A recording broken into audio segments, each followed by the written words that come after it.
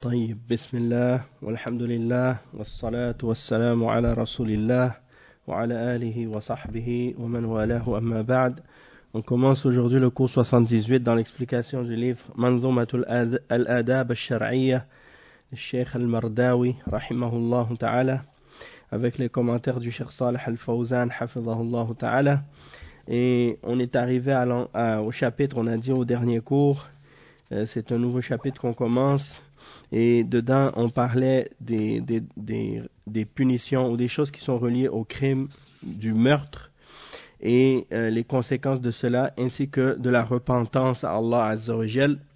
Et donc, le cheikh, il dit maintenant وَتَدْعُوا دُعَاءَ الْمُخْبِتِينَ بِرَغْبَةٍ دُعَاءَ غَرِيقٍ فِي دُجَى اللَّيْلِ مُفْرَدِ. Donc, il parle ici du fait d'invoquer le pardon d'Allah Azza wa Jal durant la nuit.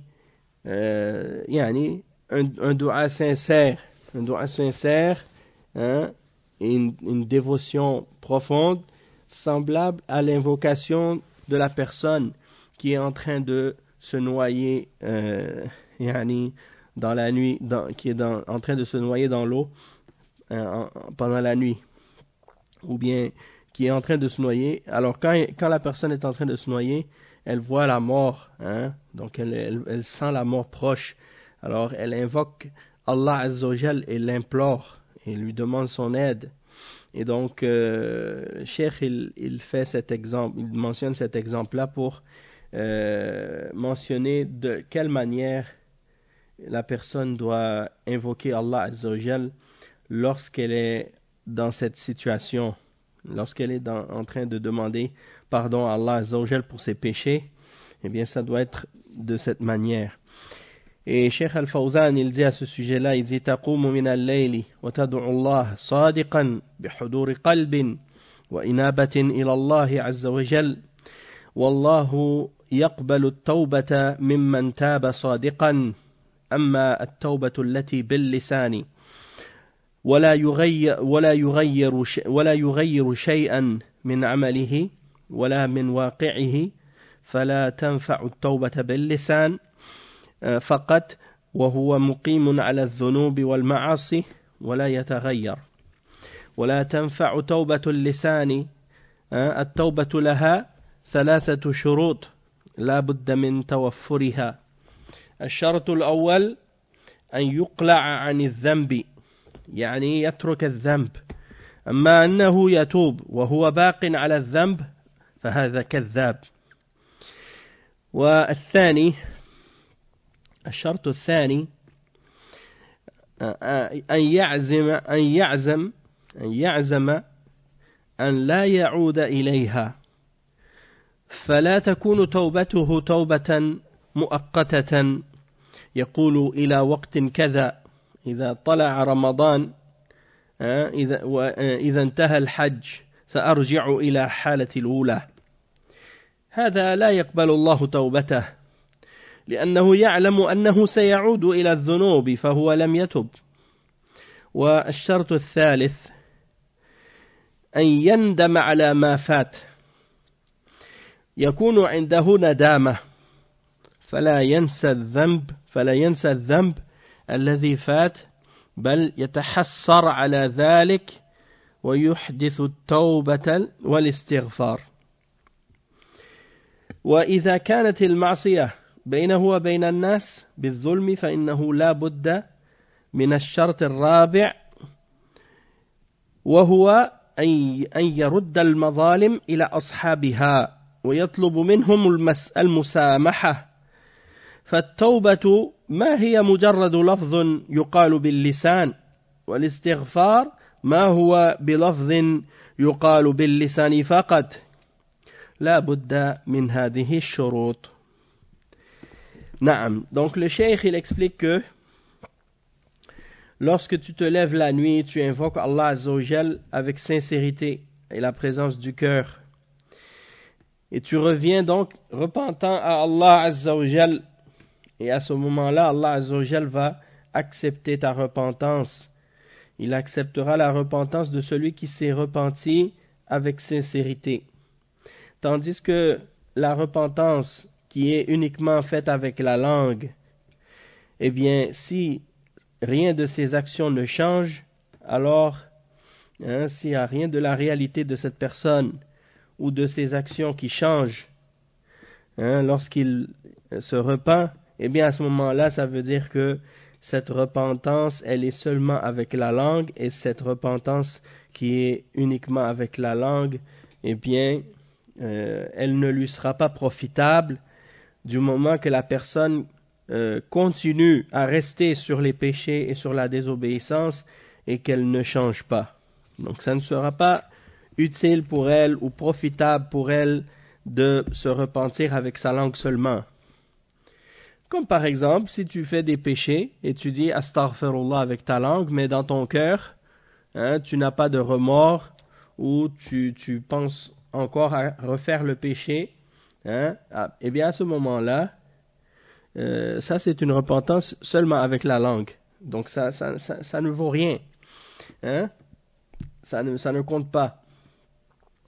Ce ne sera pas profitable. C'est-à-dire que ça ne veut pas dire que ça compte pour rien du tout ou que ça n'a aucune valeur du tout, du fait de dire, par exemple, astaghfirullah avec ta langue, c'est une chose qui est bien, mais c'est pas suffisant pour que Allah Azza wa Jal accepte de toi une repentance. Puisque la repentance nécessite 3 conditions fondamentales. La première, eh bien, c'est de se cesser de commettre le péché, c'est-à-dire d'arrêter complètement de le faire. Parce que si la personne, elle dit astaghfirullah alors qu'elle continue de le faire, eh bien, à ce moment-là, ça veut dire qu'elle a menti. Elle ment. Elle ne se repent pas réellement.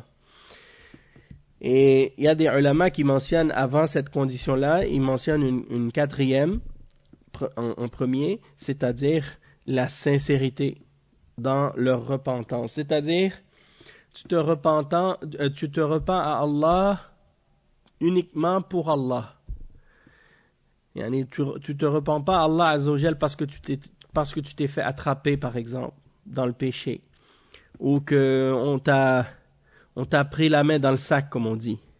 Alors là, tout d'un coup, tu as des remords, non pas parce que tu réalises qu'est-ce que tu as fait, c'est un péché, que c'est pas correct, mais parce que tu t'es fait prendre. Alors, il faut que ta repentance soit réellement pour Allah Azza wa Jal. La deuxième condition, dans l'ordre que le cheikh il a mentionné, la première on a dit de cesser de faire le péché, la deuxième c'est d'avoir la ferme intention, la ferme détermination de ne plus retourner à ce péché-là par la suite. C'est-à-dire, on est déterminé à ne plus jamais commettre ce péché-là, plus jamais, à ne plus jamais retourner au péché. Il dit donc ça ne va pas être une repentance temporaire, jusqu'à un moment spécifique. Comme par exemple certaines personnes, quand le ramadan arrive, ils disent « Ah, maintenant c'est le ramadan, je vais arrêter de faire tel péché, ou tel péché, ou tel péché. Mais après ramadan, je vais retourner à ce péché-là. Après le ramadan, je vais recommencer à commettre ce péché-là. » Ils se disent ça déjà avant même de cesser de le faire. Alors ça, le cheikh, il dit à ce moment-là, ça veut dire que Allah ne va pas l'accepter. Allah ne va pas accepter cette repentance-là. Puisque la personne, elle sait déjà qu'elle veut retourner au péché. Donc elle ne s'est pas repentie réellement. Et ça, c'est grave. Il y a des gens, par exemple, j'ai entendu des commentaires de certaines personnes. Des fois, c'est des gens qui s'expriment dans les réseaux sociaux, par exemple, et qui parlent de leurs péchés aux gens, et ils mentionnent, par exemple, que ils ont des relations en dehors du mariage avec des personnes, des garçons qui ont des relations avec des filles, ou des filles qui ont des relations avec des garçons en dehors du mariage. Donc ça, c'est haram. Et eux, ils savent que c'est haram. Et quand vient le Ramadan, ils disent je cesse, on va cesser cette relation pendant le Ramadan parce que le Ramadan c'est un mois sacré et si on veut que ce jeûne soit accepté, il faut que on s'abstienne de commettre certains péchés. Donc pendant le Ramadan, ils vont s'abstenir de faire ce péché-là, mais avec l'intention dans leur cœur de reprendre ou de revenir au péché après la fin du Ramadan. Et ça, c'est une grave erreur. Ça, c'est une grave erreur de leur part. Donc, il y en a d'autres, c'est par exemple par rapport au Hajj. On dit, on va partir au Hajj. Donc, pendant le Hajj, on va cesser de commettre tel ou tel péché. Mais lorsqu'on va revenir du Hajj, on va recommencer à faire le péché comme si rien n'était. Donc ça, c'est grave. Donc ça, c'est la deuxième condition, on a dit, d'avoir la ferme détermination de ne plus refaire ce péché-là, plus jamais dans l'avenir. La question aussi des fois qui se pose par rapport à cette condition-là, c'est que faire de, par exemple, la personne qui s'est repentie sincèrement, puis qui avait la ferme détermination de ne plus jamais refaire ce péché, mais qui, par la suite, par un moment de faiblesse, est retombé dans le péché par la suite. Mais c'était pas prémédité, dans le sens que la personne, elle était vraiment sincère, lorsqu'elle s'était repentie la première fois, mais par faiblesse, un moment de faiblesse, elle est retombée dans le même péché encore une fois. À ce moment-là, qu'est-ce qui arrive de sa repentance? Qu'est-ce qui se passe avec sa repentance? Eh bien, sa première repentance, elle était valide si elle respectait les conditions au moment où elle s'était repentie. Et maintenant, le fait qu'elle soit retombée dans le péché encore une fois, eh bien, ça n'annule pas sa première repentance, sauf que la personne devra se repentir à nouveau, une nouvelle fois encore. Et est-ce qu'il y a une limite de foi? Est-ce qu'il y a une limite de foi dans laquelle la personne peut retomber dans le péché? Après quoi on dira que non, après tel nombre de fois que la personne recommence à faire ce péché-là, après s'être repenti, eh bien, on dira que non, là, à ce moment-là, sa repentance ne pourra plus être acceptée plus tard ou dans l'avenir, puisqu'elle s'est repentie trop de fois, après avoir commis le même péché. Eh bien, en réalité, il n'y a pas de limite de nombre. C'est-à-dire qu'il n'y a pas de limite de nombre de fois dans laquelle on peut se repentir. C'est-à-dire que même si on doit se repentir 1 million de fois pour le même péché, eh bien, tant qu'on se repent et qu'on est sincère à chaque fois lorsqu'on fait notre repentance, eh bien, Allah Azza wa Jal va toujours accepter notre repentance tant que la personne, elle est sincère dans son cœur lorsqu'elle se repent et qu'elle respecte les conditions de la repentance. Et le pardon d'Allah Azza wa Jal, il est grand, il est immense et il n'y a pas de limite au péché. Il n'y a pas de limite à l'acceptation pour lui d'accepter la repentance de quelqu'un tant que la personne est sincère. Donc, ça c'est une chose très importante à se repentir. C'est une chose très importante à se rappeler. Donc, la deuxième condition, d'avoir la ferme détermination de ne plus revenir ou de ne plus refaire ce péché-là, ça c'est une condition fondamentale, même si par la suite on retombe dans le péché. Et la troisième condition, par rapport aux conditions de la repentance, c'est ici, le cheikh il dit, d'avoir le remords de ce qu'on a fait, d'avoir des regrets et des remords vis-à-vis de ce qu'on a fait. Et que la personne regrette d'avoir commis ce péché-là. Donc elle ne va pas oublier le péché qui s'est produit de sa part, sauf que elle va avoir des regrets et des remords en elle, et c'est ce qui va l'amener à se repentir et à demander pardon à Allah Azza wa Jal. Et bien entendu, le croyant, quand il a des remords, eh bien, il ne doit pas tomber dans le désespoir, comme on l'a mentionné au dernier cours. On ne doit pas perdre l'espoir en la miséricorde d'Allah à cause du péché qu'on a commis, mais plutôt, on a des remords, mais on a en même temps l'espoir en son pardon et en sa miséricorde.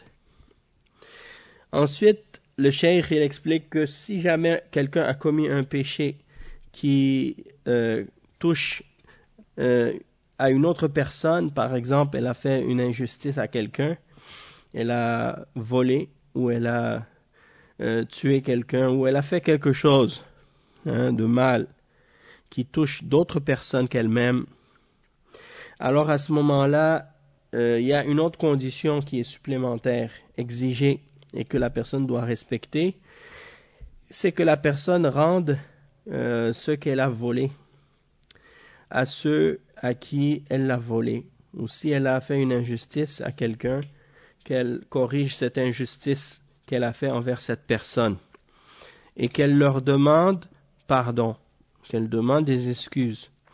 Donc c'est pas suffisant juste que la personne elle dise astaghfirullah, qu'elle demande pardon à Allah avec sa langue, mais elle doit donc respecter les conditions de la repentance. Et si elle ne respecte pas les conditions de la repentance, eh bien, sa repentance ne sera pas acceptée d'Allah Azza wa Jal. Donc ça, c'est très important. Ensuite, Cheikh Al-Mardawi, il dit فَإِنَّ الَّذِي تَدْعُوهُ يَرْزُقُ مَنْ عَصَى فَإِنَّ الَّذِي تَدْعُوهُ يَرْزُقُ مَنْ عَصَى وَفَاتِحُ بَابٍ لِلْمُطِيعِ وَمُعْتَدِي. Donc ici, le cheikh, il explique que celui que tu invoques, c'est-à-dire Allah Azza wa Jal, il donne le risque, la subsistance à toutes les créatures. Il donne la subsistance à ceux qui sont obéissants et à ceux qui font des péchés. Et la porte de sa repentance, elle est ouverte à tout le monde, aux obéissants et aux désobéissants, aux croyants, de même qu'aux mécréants. C'est-à-dire que même les mécréants peuvent se repentir à Allah Azza wa Jal. Même les mushrikoun, les gens qui font du shirk avec Allah, qui est le plus grave et le plus grand de tous les péchés. Mais même eux, s'ils se repentent à Allah Azza wa Jal et qu'ils acceptent l'islam, Allah Azza wa Jal va leur pardonner leurs péchés. Donc ça, c'est important aussi de s'en souvenir.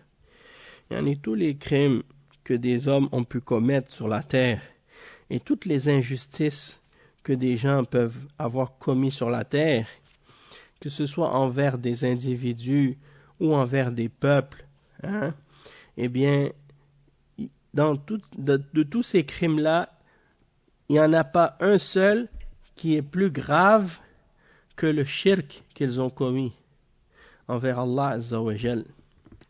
Et donc, si ces gens-là se repentent du shirk qu'ils ont commis et qu'ils acceptent l'islam, tous leurs péchés précédents, y compris le shirk, sera effacé et ils seront pardonnés pour tout ce qu'ils ont fait. Donc ça, c'est très très important et ça nous montre à quel point la grâce d'Allah Azza wa Jal, elle est grande et son pardon est immense. Et le prophète sallallahu alayhi wa sallam, il a pardonné à des gens des crimes qu'ils avaient faits avant l'islam, une fois qu'ils ont accepté l'islam, même si ces crimes-là touchaient des gens qui par exemple, s'ils avaient tué des gens même qui étaient proches du prophète sallallahu alayhi wa sallam, mais qui faisaient partie de sa famille, comme son oncle, Hamza radiyallahu anhu, il a été tué, et d'autres également. Et quand les gens qui étaient responsables de leur mort se sont convertis à l'islam parmi les mouchriquines, il ne s'est pas vengé. Et il n'a pas cherché la vengeance. Puisque le fait que ces gens-là se soient convertis à l'islam, eh bien ça effaçait complètement tous les péchés qu'ils avaient pu commettre. Donc ça montre à quel point la grâce d'Allah Azza wa Jalla elle est grande et que son pardon et sa miséricorde est immense. Parce que des koufars, eux, ils diraient non, non, ils ont fait ça, il faut se venger absolument. Il faut leur faire payer. Donc ça c'est un exemple. Et il dit, Cheikh Al-Fawzan, par rapport à ce vers qu'on vient de mentionner, Alladhi tad'uhu wa huwa Allah حليم يرزق العصاة وهو يعصونه يرزقهم ويعطيهم وهم عصاة هذا دليل على حلمه سبحانه وتعالى وهذا أيضا لحكمة منه سبحانه وتعالى من أجل أن يرجعوا ويتوبوا إلى الله لا يعجلهم بالعقوبة لا يعجلهم بالعقوبة بل يمهلهم ويرزقهم ويعطيهم الفسحة لعلمهم ويعطيهم الفسحة لعلهم يرجعون فإذا رجعت إلى الله تاب الله عليك. Donc il dit le cheikh que celui que tu invoques, c'est-à-dire Allah Azza wa Jal, il est halim, il est indulgent, et doux et patient. Et il donne la subsistance même aux pécheurs. Alors qu'ils lui désobéissent, il leur donne malgré tout de sa grâce et il leur donne également de la subsistance, alors que ce sont des pécheurs. Et il dit ça c'est la preuve que Allah Azza wa Jal il est patient et il est doux, et il est indulgent envers ses créatures. Et il dit également cela fait partie de la sagesse d'Allah Azza wa Jal pour que les serviteurs puissent revenir et se repentir à Allah Azza wa Jal. Il ne se précipite pas ou bien il ne leur donne pas leur châtiment de façon précipitée. Il ne leur précipite pas ou il ne leur il donne pas le châtiment aussitôt qu'ils commettent le crime ou aussitôt qu'ils commettent le péché. Plutôt, Allah Azza wa Jal leur donne parfois un répit et il leur donne la subsistance et il leur donne un temps, une pause, un délai pour qu'ils puissent revenir, pour qu'ils puissent se repentir. Et il dit, si tu reviens à Allah Azza wa Jal à ce moment-là, Allah Azza wa Jal, lui, il va revenir à toi et il acceptera ta repentance. Et on voit par exemple dans les situations comme par exemple quand il y a des malheurs qui touchent quelqu'un, ou bien quand il y a des malheurs qui touchent un groupe de personnes ou une région dans le monde, comme un tremblement de terre par exemple, et on a vu ce qui est arrivé ce week-end au Maroc par exemple. Allah Azza wa Jal, il est indulgent et patient avec ses créatures, et pendant que les gens parfois commettent des péchés et désobéissent à Allah Azza wa Jal et s'éloignent, on voit que dans certaines régions de ces pays-là, comme le Maroc ou d'autres pays également, eh bien, certains pratiquent du sihr, certains pratiquent du shirk, ils adorent des morts, des tombes, ils font plein d'innovations et de bid'ah, et ils s'adonnent à toutes sortes d'activités qui sont parfois illicites. Et les gens commettent ces péchés-là sans tenir compte du fait que Allah Azza wa Jal les voit et les observe et voit qu'est-ce qu'ils font. Et donc ils prennent ça peut-être des fois à la légère Et le fait que, par exemple, la terre se mette à trembler, que les maisons commencent à tomber, les gens commencent à réaliser que leur vie tient à un fil et que Allah Azza wa Jal, notre vie est entre ses mains et que qu'est-ce qui nous sépare entre notre rencontre avec lui dans ce bas monde et qu'est-ce qui nous sépare de l'au-delà, c'est quelque chose de très très mince. À ce moment-là, on devient plus conscient de la réalité des choses. Et c'est plus facile pour nous, à ce moment-là, de revenir à Allah Azza wa Jal et de demander pardon et de se repentir et de changer notre voie. Et donc, parfois, Allah Azza wa Jal, il nous donne des rappels de ce genre. Il va faire secouer la terre sous nos pieds. Il va faire tomber des malheurs sur nous pour nous réveiller, pour nous faire prendre conscience de la réalité de notre existence et du but pour lequel il nous a créés, pour qu'on revienne à la réalité, pour qu'on revienne à lui, pour qu'on demande pardon pour nos péchés. Ça, c'est des leçons que Allah Azza wa Jal nous donne. Donc ça, c'est quelque chose qui s'est produit dans un pays en particulier, mais c'est un rappel pour tous les musulmans et tous les êtres humains en même temps.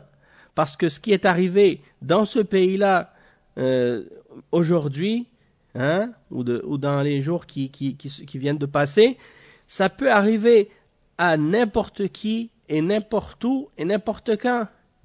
Et si ce n'est pas un châtiment ou une punition générale, eh bien ça peut être quelque chose qui est spécifique, parce que personne ne sait quand est-ce qu'il va mourir et dans quelles circonstances. Peut-être que tu peux mourir dans un tremblement de terre, comme tu peux mourir en traversant la rue, comme tu peux mourir dans ton sommeil. Il n'y a pas de règle générale pour tout le monde. Chaque personne, le moment de sa mort, eh bien, il a été écrit pour lui. Et qu'est-ce qui doit arriver? Doit arriver. Peu importe. Le cheikh il dit ensuite فاتح وفاتح باب للمطيع ومعتدي. Le cheikh dit فاتح باب التوبة للمطيع الذي يتزود من التقوى أو من الطاعة وفاتح باب للمعتدي وهو المذنب لعله يتوب من ذنوبه. الباب مفتوح الليل والنهار ينزل كل ليلة إلى سماء الدنيا حين يبقى ثلث الليل الآخر ويقول هل من تائب فأتوب عليه هل من مستغفر فأغفر له هل من سائل فأعطيه. هو سبحانه فاتح بابه للتائبين ولا أنت بحاجة أنك تذهب لأحد وتتوب عنده مثل ما يفعل النصارى الذين يذهبون إلى القسيس ويلعنون توبتهم عنده ثم يعطيهم صكا بالغفران. هذا من ترهات النصارى، والله جل وعلا ما حدد لك وقتا تتوب فيه ولا يقبل التوبة من غيره في غيره ولا مكانا تتوب فيه ولا يقبل التوبة في غير ذلك المكان، بل في أي مكان وفي أي زمان وفي أي ليل أو نهار تبت إلى الله توبة صادقة فإن الله يقبل توبتك ويغفر ذنوبك. Subhanallah. Donc le cheikh il dit la porte de la repentance elle est ouverte. Allah il ouvre la porte de la repentance pour tous ses serviteurs, c'est-à-dire pour la personne obéissante qui s'approvisionne d'obéissance et de bonnes œuvres, de même qu'elle est ouverte également pour la personne qui transgresse et qui commet des péchés, pour qu'elle se repente de ses péchés. Sa porte est toujours ouverte. La porte de la repentance est ouverte nuit et jour. Allah Azza wa Jal, même qu'il descend au dernier des cieux, au plus proche des cieux, par rapport à la terre, lorsqu'il ne reste que le tiers de la nuit, et il demande en disant, y a-t-il un repentant pour que j'accepte sa repentance et que je revienne vers lui? Y a-t-il quelqu'un qui veut demander pardon pour que je lui pardonne? Y a-t-il un demandeur, quelqu'un qui veut me demander quelque chose pour que je lui donne ce qu'il veut? Chaque nuit, Allah Azza wa Jal, il descend au plus proche des cieux, au plus proche des cieux pour nous demander ces questions-là.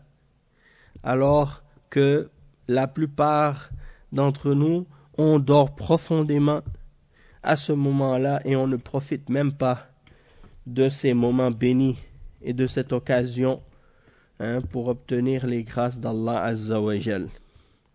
Et donc le cheikh il dit,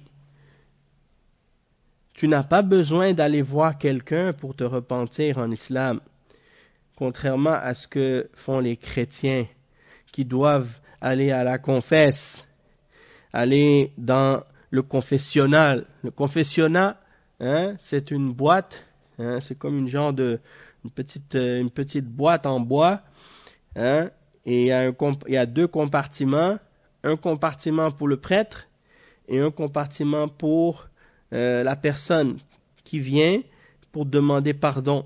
Donc qu'est-ce qu'elle fait? Elle rentre, elle s'assoit ou bien elle se met à genoux. Et le prêtre, lui, il rentre dans celui du milieu, il ouvre une petite fenêtre ou une petite porte et puis il demande à la personne, un homme ou une femme, il demande qu'est-ce que tu as à confesser? Quel péché as-tu à confesser et à admettre? Alors la personne, elle va commencer à raconter les péchés qu'elle a commis. Elle va dire, mon père, j'ai péché. J'ai commis tel péché. Elle va dire, j'ai volé, ou j'ai fait ça, ou j'ai fait ceci, ou j'ai fait cela.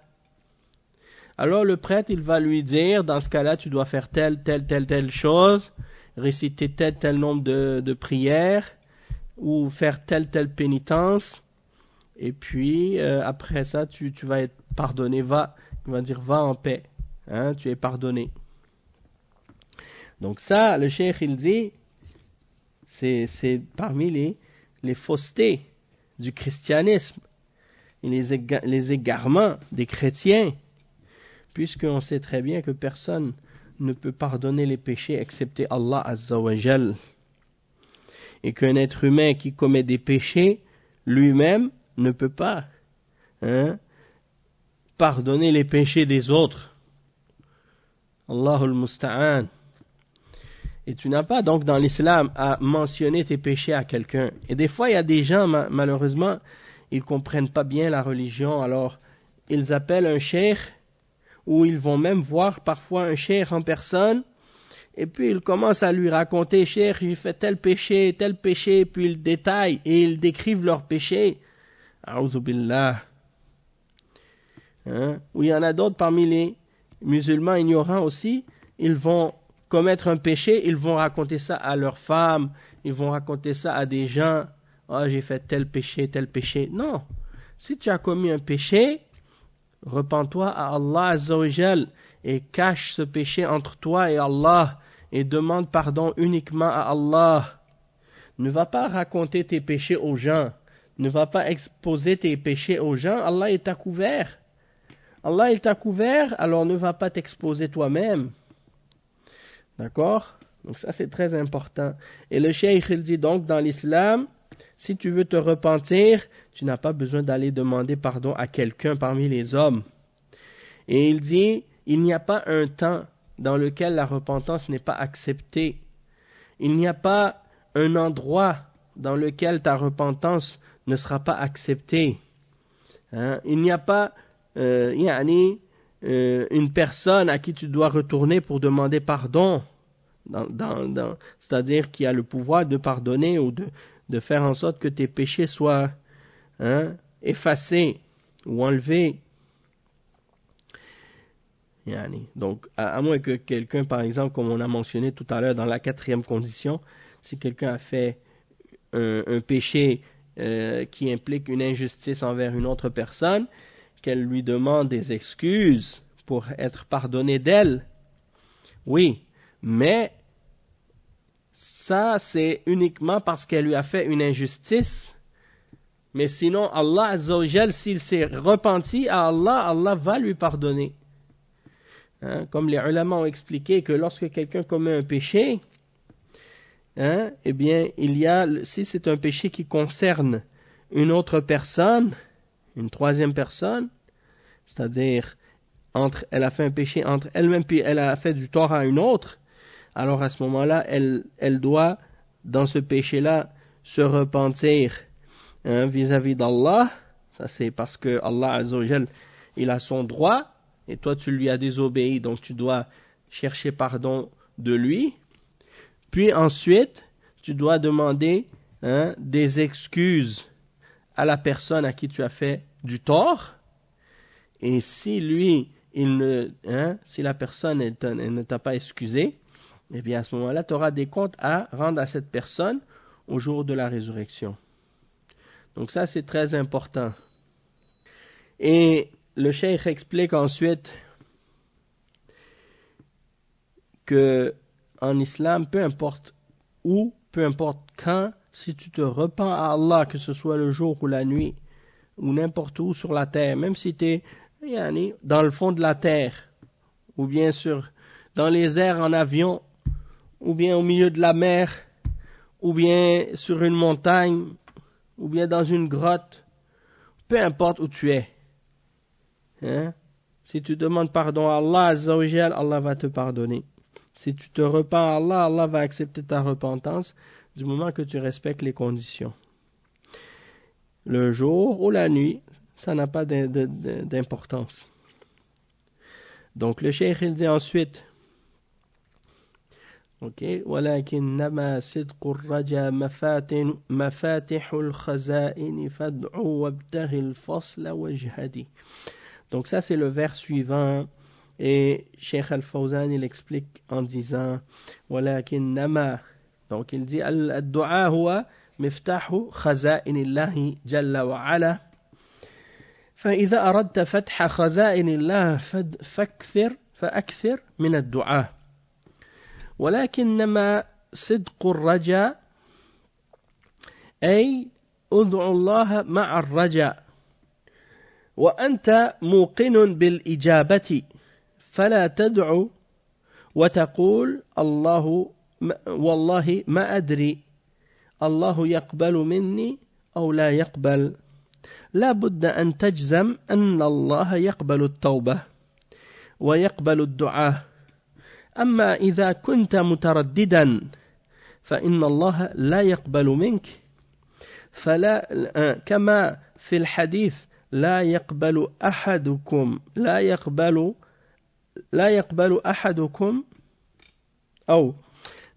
كما في الحديث لا يقول أحدكم اللهم اغفر لي إن شئت اللهم ارحمني إن شئت ولكن ليعزم المسألة فإن الله لا يتعاظمه شيء أعطاه.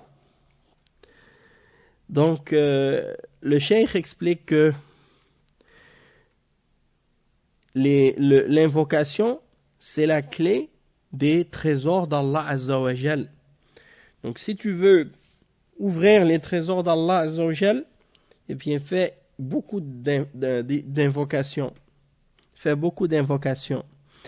Et il dit, mais sois sincère dans l'invocation que tu fais et l'espoir. Tu dois avoir l'espoir.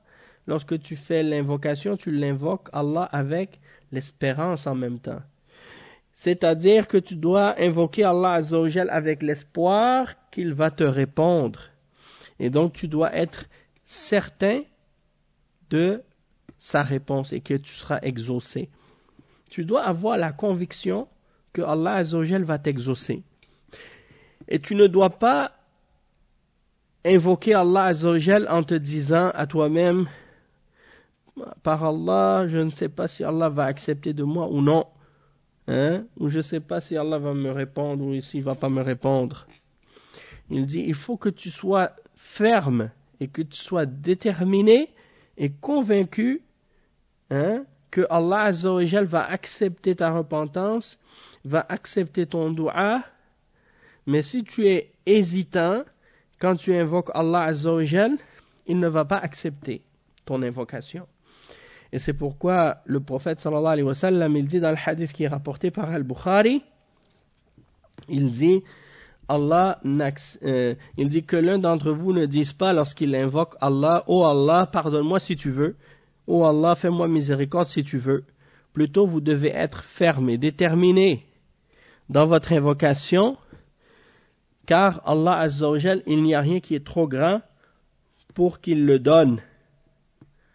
Donc ça veut dire que si tu veux quelque chose d'Allah, demande-lui avec détermination. Ensuite, le cheikh, il mentionne, dans la suite des vers, il dit وَقُلْ بِانْكِسَارِ قَارِعًا بَابَ رَاحِمٍ قَرِيبٍ مُجِيبٍ بِالْفَوَاضِلِ يَبْتَدِي إِلَهِي أتى العاصون بابك ملجأ يرجون عفوا منك ربي وسيدي إليك فررنا من عذابك رهبة فلا تطردنا عن جنابك واسعدي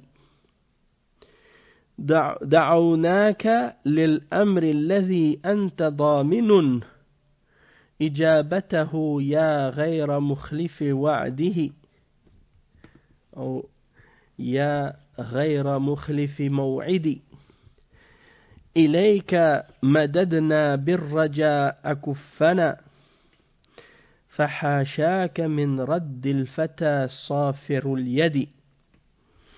Donc ça c'est les vers ici que le Cheikh Al-Mardawi a mentionné. Et c'est en même temps une invocation qu'il fait. Et donc, il dit avec humilité, dans le fait d'implorer Allah Azza wa Jal, hein? Implore Allah Azza wa Jal avec toute ton âme.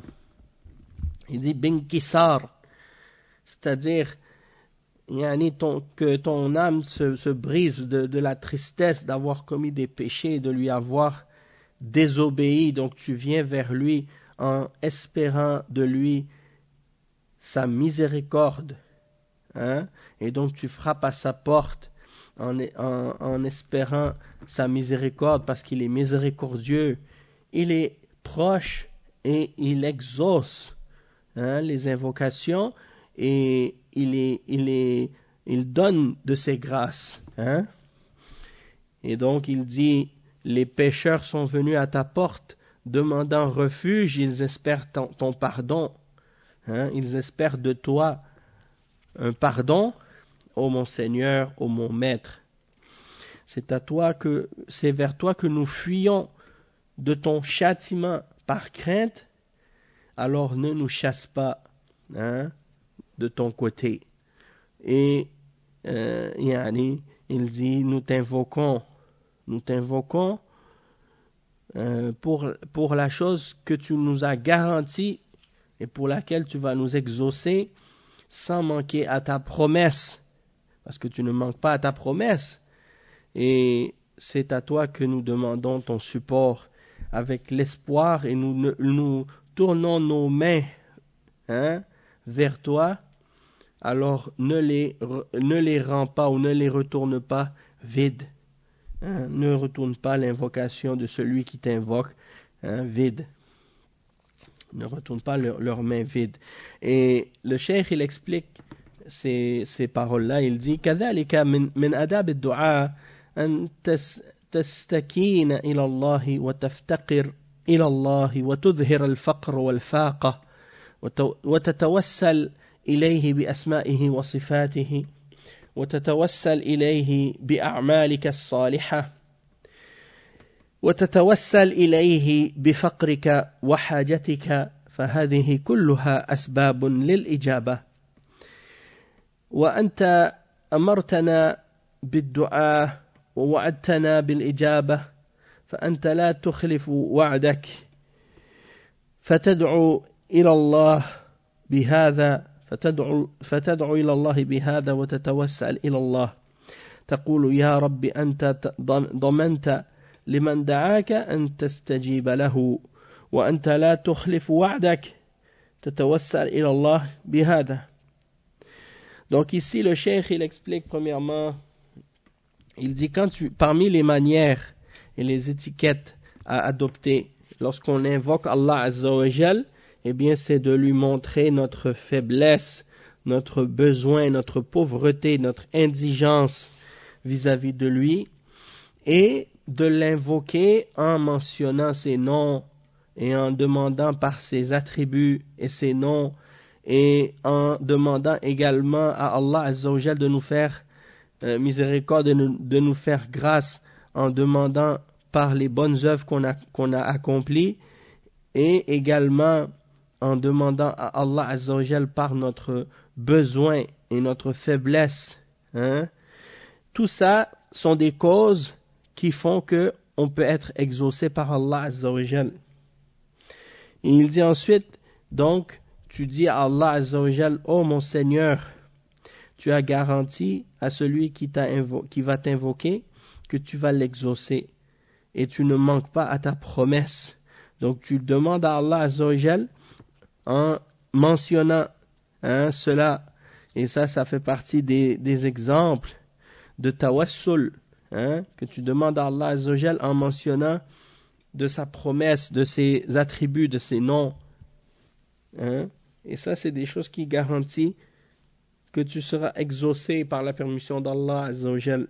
Il dit ensuite, le cheikh, il dit وَحَاشَاكَ أَن تُرَدَّ الْفَتَى صَافِرَ الْيَدِ وَلَا أَحَدٌ يَرْفَعُ يَدَهُ إِلَى اللَّهِ بِصِدْقٍ وَيَدْعُوهُ إِلَّا وَيُعْطِيَهُ اللَّهُ وعليكم السلام ورحمة الله وبركاته إلا ويعطيه الله جل وعلا كما في الحديث إن الله حي كريم يستحيي أن يرفع العبد يديه إليه فيردهما صفرا.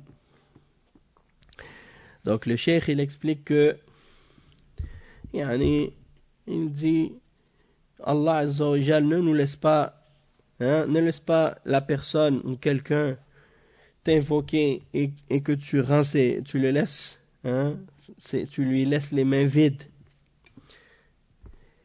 Et il dit, il n'y a personne qui va lever ses mains vers Allah Azza wa Jal avec sincérité et qui va l'invoquer excepté que Allah va lui donner. Comme c'est mentionné dans le hadith rapporté par At-Tirmidhi, dans lequel le prophète sallallahu alayhi wa sallam a dit, certes Allah est gêné, et timide, et noble. Il est gêné de voir son serviteur lever ses mains vers lui et de les retourner vides. Et il mentionne ensuite, et ça c'est la fin de ce chapitre, il dit وَمَنْ يَتَجَنَّبْ أو ينتحب وَمَنْ يَنْتَحِبْ من خشية الله قل له طفأت لظى وحرزت كل التعبد فعين بكت من خشية الله حرمت على النار في نص الحديث المسدد. Donc le cheikh il explique, il dit البكاء الشيخ الفوزان يقول البكاء من خشية الله يطفئ النار كما في الحديث عينان لا تمسهما النار عين بكت من خشية الله وعين باتت تحرس في سبيل الله. C'est rapporté par At-Tirmidhi, le prophète sallallahu alayhi wa sallam il dit dans le hadith, parce que premièrement le cheikh il dit la personne qui pleure par crainte d'Allah, eh bien, le fait qu'il pleure par la crainte d'Allah, ça éteint le feu. Hein, ça éteint le feu. Et il dit la personne, le prophète sallallahu alayhi wa sallam a dit, les deux yeux ne seront pas touchés par le feu. C'est l'œil qui a pleuré par la crainte d'Allah et l'œil qui a veillé dans le sentier d'Allah. Hein, qui a veillé pour surveiller pendant la nuit dans le sentier d'Allah Azza wa Jal. Et donc ça c'est la fin de ce chapitre. On va s'arrêter ici pour aujourd'hui par rapport à Manzumat al-Adab et on continuera Inch'Allah la suite au prochain cours Inch'Allah. Subhanakallahumma bihamdik ashhadu an la ilaha illa ant astaghfiruka wa atubu ilayk. وصلى الله وسلم على نبينا محمد وعلى آله وصحبه أجمعين.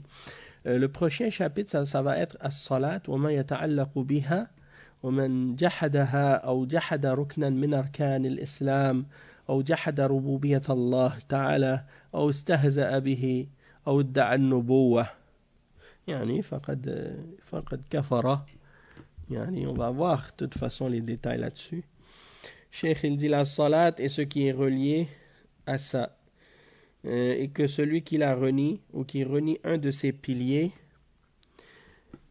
parmi les piliers de l'islam, qui renie un pilier parmi les piliers de l'islam, ou qui renie la seigneurie d'Allah Azza wa Jal, ou qui se moque de la religion, eh bien, ou bien qui prétend être un prophète, eh bien il a mécru, il a rejeté la foi. On va voir les détails de ça, Inch'Allah, au prochain cours, bi'idhnillah. Donc, subhanakallah wa bihamdika ashhadu an la ilaha illa anta astaghfiruka wa atubu ilayk.